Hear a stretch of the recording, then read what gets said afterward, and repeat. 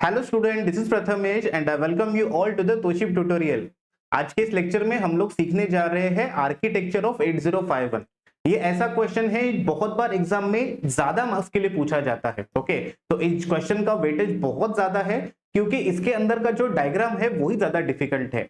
बाकी इसके अंदर एक्सप्लेन करने जैसा जो पार्ट है वो हम लोग पार्ट बाय पार्ट समझ सकते हैं, बट इसका आर्किटेक्चर का डायग्राम थोड़ा सा डिफिकल्ट है। So let's get started. Take your notebook, take your pen and give the heading Architecture of 8051.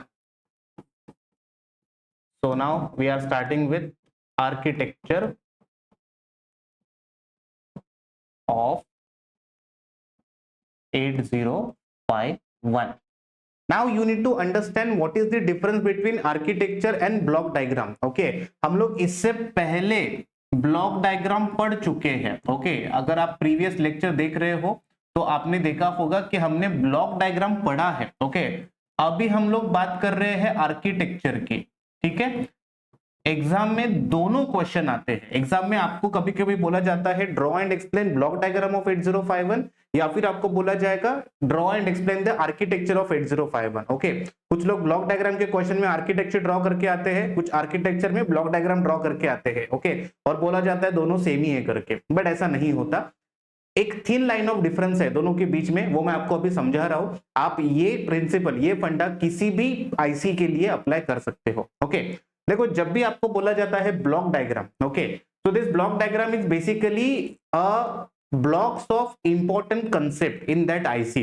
Okay, मतलब अगर मेरे पास 8051 है तो मुझे पता है उसमें इंपॉर्टेंट क्या है, तो सीपीयू इंपॉर्टेंट है, मुझे पता है उसमें रैम इंपॉर्टेंट है, रोम इंपॉर्टेंट है, पोर्ट इंपॉर्टेंट है। तो ये जो इंपॉर्टेंट टॉपिक्स है उसको मैं कलेक्टिवली ड्रॉ करता हूं और ब्लॉक्स के अंदर रिप्रेजेंट करता हूं। ओके, इसको सिंपल लैंग्वेज में बोला जाता है block diagram. Okay, now what is architecture? Architecture ये ऐसा कंसेप्ट है जिसके अंदर आईसी के अंदर जितने भी फीचर्स है, ओके, जितने भी फीचर्स, जितने भी रजिस्टर्स है, जितने भी सीपीयू पोर्ट्स है, जो आईसी पूरा का पूरा है, वो सारे कंसेप्ट जो है वो आर्किटेक्चर के अंदर दिखने चाहिए। ओके, तो आर्किटेक्चर जो होगा ये लार्ज लेवल पे ड्रॉ किया जाएगा। ओके, लार्ज लेवल पे उसके अंदर सारी चीजें एक्सप्लेन करना इंपॉर्टेंट है। लेकिन ब्लॉक डायग्राम में कैसा होता है? Block diagram is like a choice based, यहाँ पे आप थोड़ा कंप्रेस लेवल पे काम कर सकते हो। ठीक है, एग्जाम में जब क्वेश्चन आएगा ब्लॉक डायग्राम, तो हमने जो प्रीवियसली सीखा है ब्लॉक डायग्राम उसको ड्रॉ करेंगे और उसको ही एक्सप्लेन करेंगे। ठीक है, लेकिन वापस बोल रहा हूं, आर्किटेक्चर का अगर क्वेश्चन आता है तो ये क्वेश्चन तो मैं पहले बोलूंगा, अगर ऑप्शंस में दूसरा कुछ है अटेंड करने के लिए तो उसको अटेंड करना, क्योंकि आर्किटेक्चर ना टाइम लेता है। ओके, एक तो इसका डायग्राम पहले टाइम लेगा ड्रॉ करने के लिए, उसके बाद कैन यू इमेजिन पूरे 8051 के फीचर्स या फिर जितने भी आर्किटेक्चर के अंदर कंपोनेंट्स है उसके बारे में आपको दो दो लाइन तो लिखने पड़ेंगे। ओके, मेरे हिसाब से ये लेंदी क्वेश्चन हो गया, ये स्मार्ट चॉइस नहीं होगा। अगर मुझे क्वेश्चन में सिलेक्शन मतलब ऑप्शंस अवेलेबल है तो मैं ये आर्किटेक्चर स्किप करके दूसरा क्वेश्चन पहले अटेंड करूंगा। ठीक है, बट एनीवेज अगर मुझे दिख रहा है ऑप्शन ही नहीं है तो क्या करना है? ठीक है, तो सबसे पहले जरा देखते हैं इसका डायग्राम कैसे बनता है। ओके, तो आपके सामने ये जो दिख रहा है इतना बड़ा डायग्राम, ये है अपने 8051 का आर्किटेक्चर। ओके, ये एक सिंपल लैंग्वेज में हम लोग इसको क्या बोल रहे हैं? 8051 का आर्किटेक्चर। ओके, नाउ चलो आर्किटेक्चर ड्रॉ कर दिख रहा है, समझ में आ रहा है। यहां पे इंपॉर्टेंट क्या है? जैसे मैंने आपको बोला architecture is a detail concept, data flow कैसे होता है, कौन कहां पे जाएगा। ठीक है, ये पूरा का पूरा आपको आर्किटेक्चर में दिखाना इंपॉर्टेंट है। ओके, अभी अगर मैंने आपको बोला कि आपको 8051 के बारे में क्या क्या पता है, आपके नॉलेज के अंदर क्या है 8051 में, तो आप क्या क्या बोलते हो कि 8051 ये एक 8 बिट माइक्रो कंट्रोलर है, बराबर। ये तो अपना फिक्स डायलॉग हो गया अभी। ओके, 8051 क्या है? 8 बिट का माइक्रो कंट्रोलर है। ओके, अगर ये 8 बिट का है इसका मतलब इसके अंदर का जो डेटा बस होगा, इसके अंदर का जो डेटा बस है वो कितने बिट का है? 8 बिट का है। ठीक है, चलो ये हो गया स्पेसिफिकेशन। एड्रेस बस कितने बिट का है इसका? इसका एड्रेस बस है 16 बिट का। ओके, ये हो गया address bus and data bus. दो कंट्रोल सिग्नल हमेशा होते हैं, read bar and right bar. Okay, तो अगर बसेस के बारे में बात करेंगे, address bus 16 bit, data bus 8 bits and two control signals, okay, that is read bar and write bar. okay, ये तो होने ही है, ये हर एक आईसी के अंदर होने ही है। ओके, इसके बाद हमने ऐसा भी बोला था, ओके, कि अपने पास दो सप्लाई पिंस होने चाहिए।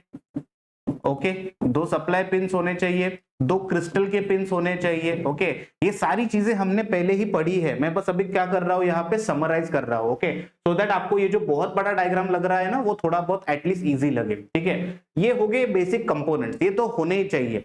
इसके अलावा आपके 8051 के ऐसे कौन से फीचर्स आपने हाईलाइट किए थे? आपने ऐसा बोला था कि इसके पास खुद का टाइमर सेक्शन है, या फिर हम लोग बोलते हैं काउंटर सेक्शन है, इसके पास सीरियल कम्युनिकेशन है। ओके, सीरियल कम्युनिकेशन है, इसके पास पोर्ट्स है। ओके, तो हमने P0 P1 P2 P3 ये सारे पोर्ट्स हाईलाइट किए थे। ठीक है, नाउ इसके अंदर बहुत सारे SFRs है, स्पेशल फंक्शन रजिस्टर्स। ओके, मैं रैम एंड रोम की तो बात ही नहीं कर रहा हूँ, रैम एंड रोम तो है ही, लेकिन बहुत सारे SFR में हमने इससे पहले कौन सा SFR पढ़ा है? तो हमने बात की है पीकॉन SFR की, जिसको हमने पावर डाउन या आइडल मोड में यूज किया था पावर सेविंग के लिए। तो वैसे ही SFR जो है वो टाइमर के लिए अलग SFR है, सीरियल के लिए अलग SFR है। ओके, प्रोग्राम स्टेटस वर्ड करके एक SFR आता है, बहुत कुछ है। ठीक है, now along with the SFR 8051 के पास खुद के क्या है, रजिस्टर्स भी है। ओके, खुद के क्या है, register is just a storage. Okay, अगर मेरा डेटा मेमोरी से 8051 के पास आता है तो मेरे पास स्टोरेज होना चाहिए, वो स्टोरेज होता है रजिस्टर्स के अंदर, और इसके अंदर मेजर जो रजिस्टर्स है उसका नाम है रजिस्टर ए, रजिस्टर बी। ओके, मेजर जो रजिस्टर्स है उसका नाम क्या है, रजिस्टर ए, रजिस्टर बी। ठीक है, तो ये जो आपने नाम लिखे हैं उसमें से कितनी चीजें आपको आर्किटेक्चर में दिख रही है, ये जरा हाईलाइट करते हैं। ठीक है, चलो देखते हैं जरा, सिंपल एकदम कंसेप्ट। फाइन, तो सबसे पहले आपने क्या बोला है कि आपके पास address bus, data bus, control bus, supply pins and crystal pins है। ओके, देखो XTL2 XTL1 ये दोनों क्या हो गए आपके, ये दोनों आपके क्रिस्टल पिंस ऑलवेज ऑसिलेटर को कनेक्टेड होते हैं, ऐसा याद रखना है आपको। ओके, क्रिस्टल पिन ऑलवेज किसको कनेक्ट होते हैं, ऑसिलेटर को। ठीक है, then VCC VSS supply, VCC VSS ये क्या हो गए आपके सप्लाई के पिंस, एक VCC होना चाहिए, एक ग्राउंड होना चाहिए। फाइन, चलो ये काम तो हो गया। आपने क्या बोला है, आपने बोला है 4 पोर्ट्स है, 4 पोर्ट्स। ओके, देखो port 0, port 2, then port 1, port 3, और हर एक पोर्ट को खुद का लैच। ओके, हर एक पोर्ट को खुद का क्या होना चाहिए, लैच भी होना चाहिए। चलो इधर तक समझ में आ रहा है आपको? ओके, मतलब आप क्या कर रहे हो, आपने पोर्ट्स दिखा दिए और हर एक पोर्ट के ऊपर जो एरो दिख रहे हैं, okay, this type of arrows, मतलब इधर से भी जा रहा है, इधर से भी जा रहा है, इन टाइप के एरोज को हम लोग बोलते हैं बाय डायरेक्शनल। ओके, ये क्या हो गया मेरे लिए, बाय डायरेक्शनल, डेटा जा भी सकता है, डेटा आ भी सकता है। ठीक है, ये हो गया कंसेप्ट बाय डायरेक्शनल का। ओके, कुछ एरोज आपको वन साइडेड दिखेंगे जिसको हम लोग बोलते हैं यूनिडायरेक्शनल। ओके, जिसको क्या बोलते हैं, यूनिडायरेक्शनल। ओके, तो देखो यहाँ पे बहुत सारे बसेस आपको दिख रहे हैं, बहुत सारे बसेस। ओके, तो जैसे आपने बोल दिया पोर्ट 0 उसका लैच, पोर्ट 2 उसका लैच। ओके, फिर आपने और कुछ बोला है, आपने बोला है रैम होता है, रोम होता है, दिख रहा है कहीं पे, देखो ये हो गया रोम आपका। ओके, ये आपका यहाँ पे रोम हो गया, ये हो गया आपका रैम, ये भी यहाँ पे आ गया। ठीक है, फिर आप बोल रहे हो रजिस्टर ए एन बी होना चाहिए। रजिस्टर ए मतलब ये बी रजिस्टर दिखा, और ये एसीसी मतलब एक्यूमुलेटर, यही आपका रजिस्टर ए है। ओके, एसीसी मतलब एक्यूमुलेटर, ये आपका क्या हो गया, रजिस्टर ए हो गया। ठीक है, मैक्सिमम कवरेज हो चुका है डायग्राम का, मैक्सिमम कवरेज। ओके, देखो ये टीएमपी जो दिख रहा है, this TMP stands for temporary resistance. TMP मतलब क्या, टेम्पररी, मतलब वही है। देखो एक सिंपल सा एग्जांपल है, आप कभी भी सपोज आपको कुछ प्रॉब्लम हुआ है, आपको डॉक्टर ने बोला है अभी ऑपरेशन करना है। ओके, अभी ऑपरेशन करने के लिए ऑपरेशन थिएटर की रिक्वायरमेंट होती है, तो ये जो एएलयू होता है ये आपका ऑपरेशन थिएटर है। ओके, एएलयू आपका क्या है, ऑपरेशन थिएटर है। अभी आपको डायरेक्टली ऑपरेशन थिएटर लेके जाते हैं क्या, नहीं, आपको कहीं पे तो एडमिट करेंगे, जनरल वार्ड में रखेंगे, आईसीयू में रखेंगे, तो वहां पे वो आपका परमानेंट लोकेशन नहीं है। आपका परमानेंट लोकेशन तो आपका घर है, आपका घर मतलब मेमोरी हो गया। ठीक है, तो आपको टेम्पररी यहाँ पे रखा जाता है। टेम्पररी मतलब data either temporary 1, temporary 2, accumulator, register भी, ये सारे क्या है, टेम्पररी है। तो जब तक आप 8051 के साथ हो, जब तक आप वो हॉस्पिटल के साथ हो, आपको इसमें ही रहना है, कोई चॉइस नहीं है। आपका ऑपरेशन यहाँ पे परफॉर्म होगा एएलयू के अंदर। एंड फाइनली ओके, ये जो बड़ा सा बॉक्स दिख रहा है ना, ये आपके एग्जाम पॉइंट ऑफ व्यू भी बहुत इंपॉर्टेंट है। ये सारे SFRs है। ओके, ये सारे के सारे क्या है, SFRs है। ओके, तो यहाँ पे कौन कौन SFR दिख रहा है, देखो पीकॉन पावर के लिए, एसकॉन सीरियल कम्युनिकेशन, टीमॉड टीकॉन टाइमर के लिए हो गए। ओके, अभी टीकॉन में 2 दिख रहे हैं, TH0 TL0 TH1 TL1, higher lower, okay. ये जो स्टार मार्क किया है, star mark, this star mark is for 8052 and 8032, okay. देखो जनरली इंटेल में आर्किटेक्चर जो होता है वो कंबाइन शो किया जाता है, ओके। तो आपको 8051 के बारे में पूछा है, आप ये जो स्टार मार्क किए हुए रजिस्टर्स है ना, इसको ड्रॉ नहीं करेंगे। और अगर आपने गलती से किया भी है ड्रॉ, तो आप बस ये नोट लिखना कि ये स्टार वाले कहां पे दिखेंगे, 8052 एंड 8032 में दिखेंगे, ये 8051 में नहीं दिखेंगे, ठीक है।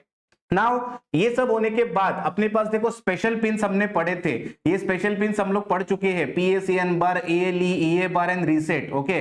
तो ये एक्सटर्नल एक्सेस के लिए दोनों है, PACN बार, EA, ये रीसेट करने के लिए, ALE किसके लिए है, मल्टीप्लेक्स बस को डीमल्टीप्लेक्स करने के लिए, ओके।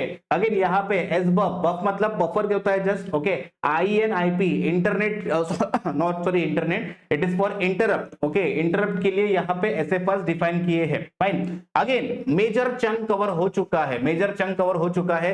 ये जो राइट हैंड साइड में कुछ दिख रहा है, ओके, जिसमें अपने हिसाब से इंपॉर्टेंट है ये बंदा, okay, program counter. Program counter जो होता है ये 8051 को रास्ता दिखाता है। रास्ता दिखाना मतलब क्या, 8051 का काम क्या होता है, आपके इंस्ट्रक्शंस जो है उसको 1 बाय 1 एग्जीक्यूट करना, ओके। अभी एक इंस्ट्रक्शन जब एग्जीक्यूशन में है तो नेक्स्ट इंस्ट्रक्शन कौन सा एग्जीक्यूट करना है, इसका एड्रेस आपको प्रोग्राम काउंटर बताएगा, ओके। ये जो भी बोल रहा है उसको मार्क करके रखना, ठीक है। प्रोग्राम काउंटर का काम क्या है, address of the next instruction, जो भी नेक्स्ट इंस्ट्रक्शन होने वाला है उसका एड्रेस यहां पे बताया जाएगा कि नेक्स्ट डेटा कहां पे रखा है, नेक्स्ट ऑपकोड कहां पे रखा है, ओके। तो इसको इंक्रीमेंट डिक्रीमेंट करने के लिए ये पीसी इंक्रीमेंटर करके होता है। DPTR again it is one type of register, जब डीपीटीआर हम लोग पढ़ेंगे डेटा पॉइंटर डिटेल में तब पता चलेगा, ओके। अगेन स्टैक पॉइंटर भी एक रजिस्टर ही है, एड्रेस होल्ड करेगा, okay. Again it is for temporary, fine. देखो सारे जो एरोज है बाय डायरेक्शनल है, मोस्ट ऑफ द एरोज जो है वो क्या है, बाय डायरेक्शनल है, विच इंडिकेट्स व्हाट, डेटा कहीं पे भी जा सकता है, यहां से भी from this direction to this, from this to that, okay.